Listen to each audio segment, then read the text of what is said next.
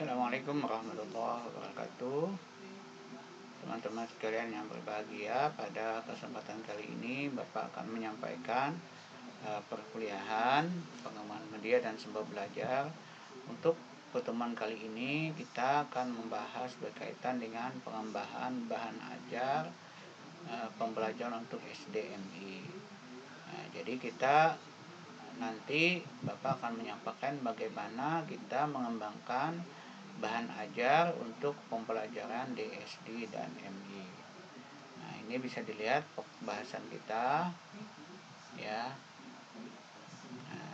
Kita mulai dari belajar dulu. Ya, sebenarnya di beberapa kesempatan Bapak sudah menyampaikan bahwa yang dinamakan dengan belajar itu adalah aktivitas yang dilakukan secara sadar atau disengaja. Nah, intinya adalah dikatakan belajar itu kalau ada perubahan kemampuan diri. Jadi ada individual change, ada behavior change. Jadi ada perubahan sikap. Itu yang dinamakan dengan belajar. Kalau dalam konteks anak ya bagaimana ada perubahan diri bagi anak. Nah, sehingga dia melakukan atau dia dapat atau mampu mengerjakan sesuatu yang sebelumnya dia tidak mampu. Yang sebelumnya dia tidak terampil menjadi terampil. Itu yang disebut dengan belajar. Jadi ada proses sadar ya, proses sadar yang disengaja, ada penciptaan lingkungan belajar. Nah, itu yang disebut dengan belajar. Jadi kalau ada orang misalnya pian punya HP dilempar ke dinding. Nah, lalu telah dibuka HP itu mau menyala, yang sebelumnya tidak mau menyala. Nah, itu tidak dimaksud, itu tidak bisa dikatakan belajar. Itu hanya kebetulan. Jadi kalau kebetulan bukan belajar. Jadi belajar itu memang ada proses yang disengaja.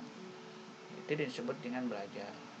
Nah, makanya Gagne dia mendefinisikan yang dinamakan dengan belajar itu adalah proses di mana suatu organisme, ya tentu benda hidup, berarti ada perubahan perilakunya sebagai akibat dari pengalaman. Jadi ada proses pengalaman belajar di situ. Ya. Ciri-cirinya, karena tadi ada perubahan, ada interaksi dengan lingkungan. Ciri-ciri orang belajar itu ada proses. Ya, jadi ada proses, menjalani proses. Tidak bisa ya ujuk-ujuk langsung bisa, tapi memang harus proses. Sama seperti anda sekalian.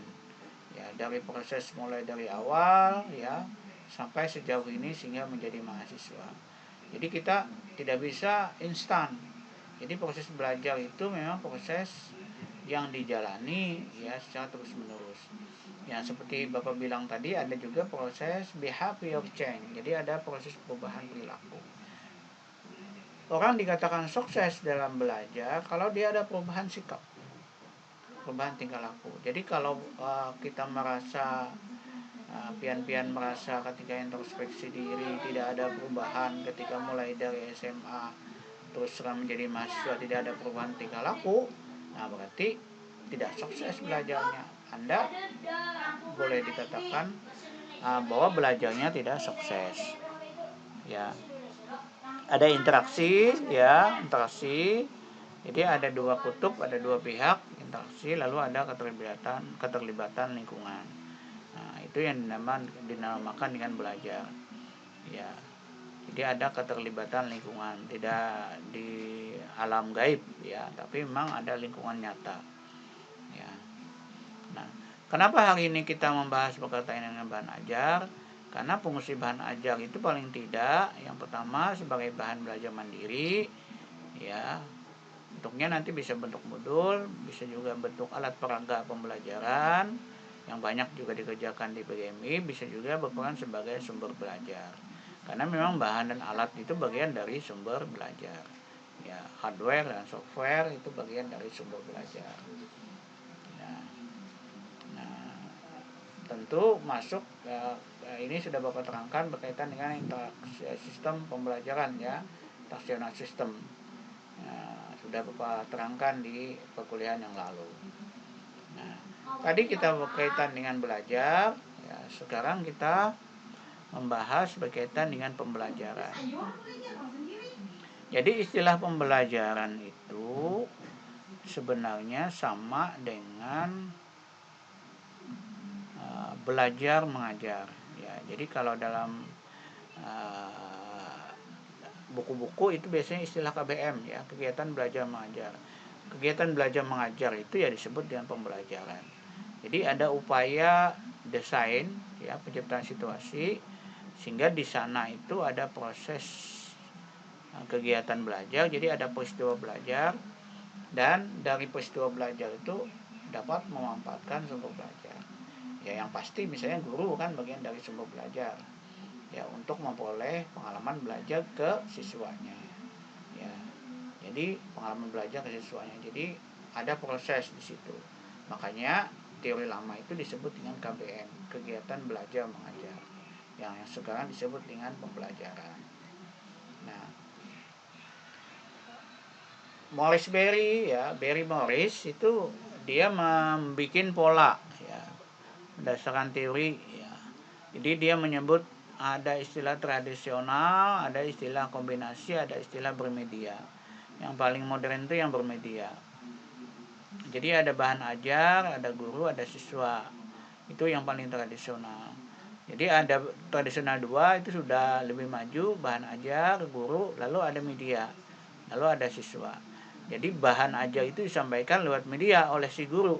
Nah, lalu yang ketiga tradisional 2 ada bahan ajar, ya, ada media, ada guru, atau bahan ajar, guru, media, guru, siswa. Jadi guru itu nomor 3. Jadi bahan ajar, media, lalu guru, ada siswa. Bisa jadi tidak ada siswa, tidak ada media, hanya guru saja, atau tidak ada guru, hanya media saja. Nah, itu udah masuk ke istilah kombinasi. Nah, posisi guru di sini adalah sebagai fasilitator, ya, sebagai pendamping, nah, untuk menjelaskan sesuatu yang belum dimengerti oleh guru dari materi yang ada di bahan ajar. Nah, yang paling modern sangat seperti Bapak bilang beberapa saat yang lalu adalah bermedia. Jadi ada atau tidak adanya guru, ya, siswa sudah paham, ya, dengan adanya media. Nah, tadi sudah Bapak sampaikan, ya, bahan ajar, fungsi bahan ajar. Jadi sebagai bahan ajar mandiri, sebagai alat peraga pembelajaran, dan sebagai sumber belajar. Bahan ajar bentuknya, ya, sama seperti bentuk media. Yang dalam bentuk media, bahan ajar dalam bentuk media itu sama, ya. Nah, kita bagi jadi 5 juga. Jadi ada media visual, ada audio visual, ada benda-benda nyata, ya, yang ada di lingkungannya. Biasanya ini masuk dalam by utilization, ya, yang media yang sudah tersedia. Ada yang dalam bentuk cetak, yang paling banyak sekarang dijumpai di sekolah-sekolah. Nah, jadi ada buku, ada modul, ada bahan ajar, ada bulletin, segala macam. Nah, kalau dalam bahan ajar dalam bentuk sumber belajar, ya, nah, kita bagi saja, ada yang bentuk human, bentuk manusia, ada yang non human. Ya, human, ya, guru sampai pada semua berbentuk profesi apapun, ya, atau yang non human, yang sifatnya benda mati, ya, benda mati, buku, lingkungan, majalah, informasi, ya, internet, radio, dan sebagainya macam, yang bukan bentuknya manusia. Ya, jadi yang pertama human yang sifatnya dinamis, kalau non human sifatnya statis, ya. Nah, hubungannya ini juga Bapak terangkan di beberapa kesempatan antara alat, media, dan sumber belajar. Ya, dari 6 sumber belajar, alat dan media itu bagian dari media pembelajaran. Nah, alat peraga itu bagian tersendiri dari media. Ya, alat dan bahan dalam sumber belajar itu disebut dengan software dan hardware dan software. Nah, itu jadi bisa dilihat lingkupnya. Nah, apa itu bahan ajar?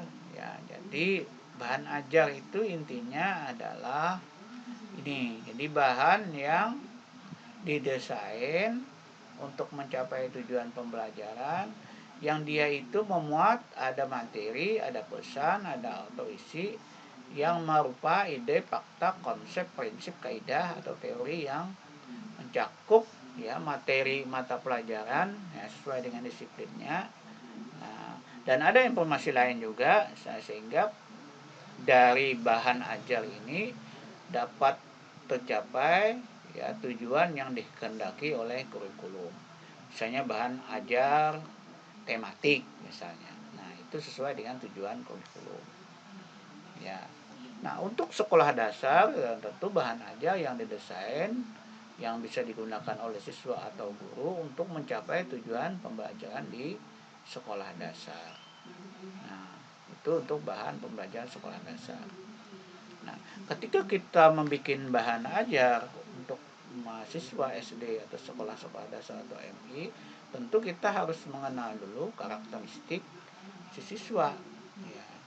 Jadi karakteristik siswa ini para ahli bisa mencantumkan ada beberapa ya.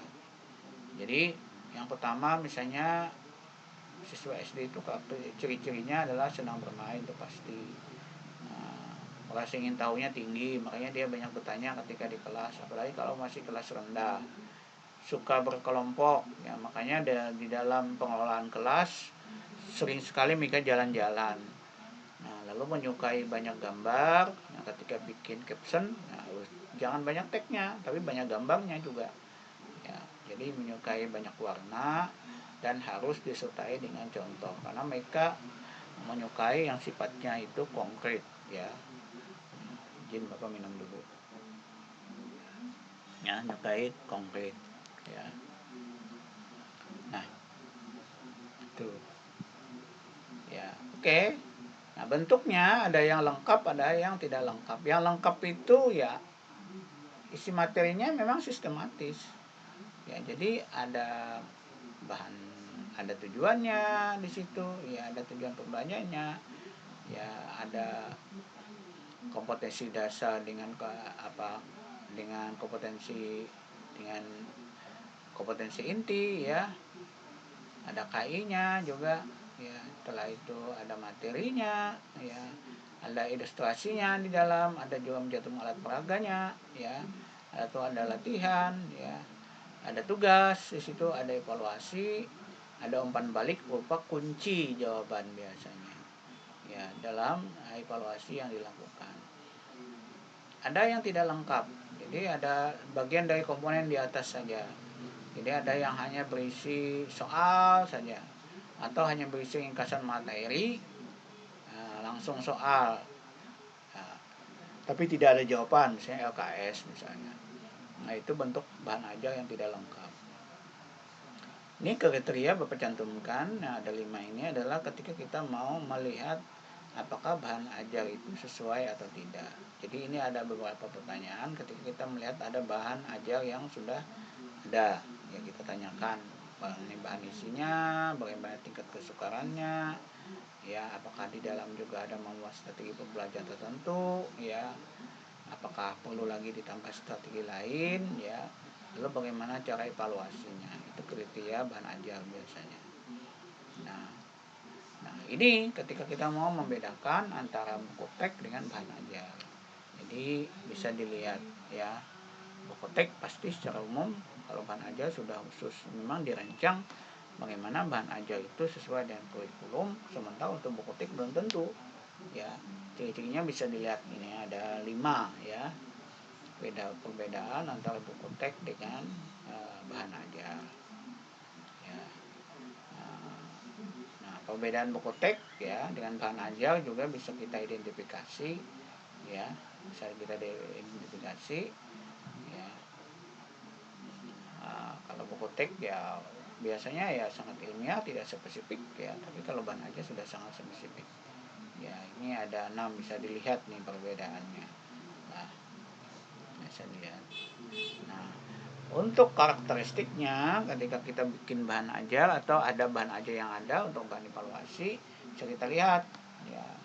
Jadi operasionalnya konkret lah, tidak mengandung multitafsir, harus banyak disertai contoh-contoh di sana ya, lalu menyukai banyak ilustrasi gambar, bahasanya juga sederhana, bisa juga sekali-kali kalau kelas rendah diselipkan dengan bahasa daerah ya materinya simpel ya. Nah, harus banyak juga pengulangan-pengulangan yang lebih banyak, tulisannya lebih besar, lebih jelas ya, dan tidak terlalu banyak tulisan dan besar ya. Lalu warnanya juga warna menarik, kontrasnya juga bagus ya. Lalu biasanya urutannya dari yang mudah ke sulit. Nah, skopnya juga ya tentu disesuaikan dengan karakteristik perkembangan siswa untuk anak SD. Ada petunjuk yang jelas juga bagaimana penggunaan bahan ajar itu. Itu untuk karakteristik bahan ajar untuk SD ya. Nah, bentuk bahan ajarnya ada bentuk cetak ya, ada bentuk bahan ajar mandiri. Ini cirinya ada bentuk modul. Kalau modul lah lingkupnya ini bisa sampai I, mulai A sampai I. Kalau untuk modul ya tentu udah teman-teman udah kenal biasanya modul untuk ibu-ibu ya, atau yang belajar di UTI, Universitas Terbuka. Nah, ini ciri-cirinya. Nah, ada LKS ya, bagi yang di kelas ya.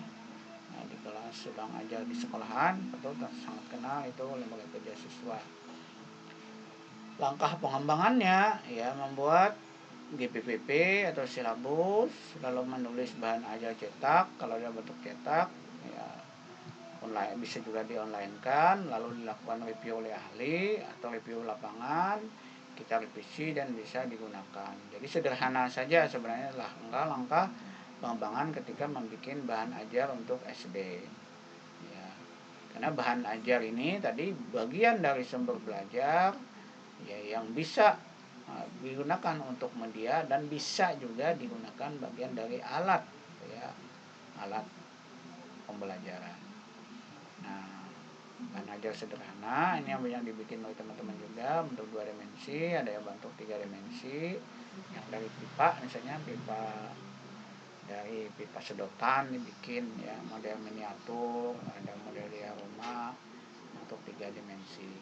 Ada juga yang nature ya, yang banyak dibawa di kelas.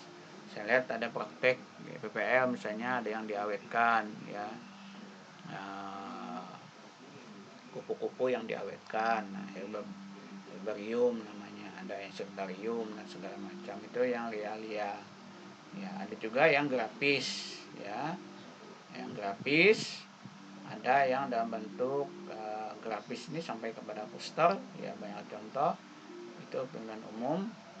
Ada dalam bentuk audio yang bisa dalam bentuk audio ya, bisa dalam bentuk audio atau bisa juga dalam bentuk video ya, yang Bapak bikin ini kan bisa dalam bentuk video. Lalu ini bisa dalam format videonya macam-macam ya, ada yang panjang, ada yang pendek, ada yang dokumenter. Nah, ada yang berbasis komputer. Komputer biasanya ada 5 ya. Ada yang dalam bentuk drill and practice ya, ada bentuk tutorial ya, ada bentuk simulasi, ada bentuk games. Ada yang dikombinasi dari 4 itu ya. Jadi ada latihan drill and practice ya, latihan dipraktekkan dalam bentuk tutorial. Tutorial ada yang tutorial diam, ada yang tutorial bersuara, ada dalam bentuk simulasi ya. Simulasi ya, contoh-contoh yang disimulasikan dalam bentuk game ya. Itu kalau bentuk CAI itu adalah Computer Assisted Instruction atau pembelajaran berbantuan komputer ya, pembelajaran berbantuan komputer. Oke, itu ya bagaimana pengembangan dalam membuat bahan ajar untuk anak SD ya. Yang ini memang menjadi bagian dari tanggung jawab Pian sebagai guru MI atau guru SD. Itu saja mungkin yang dapat Bapak sampaikan. Mohon maaf ya, terima kasih. Ya, mari kita tutup dengan sama-sama membacakan hamdalah ya.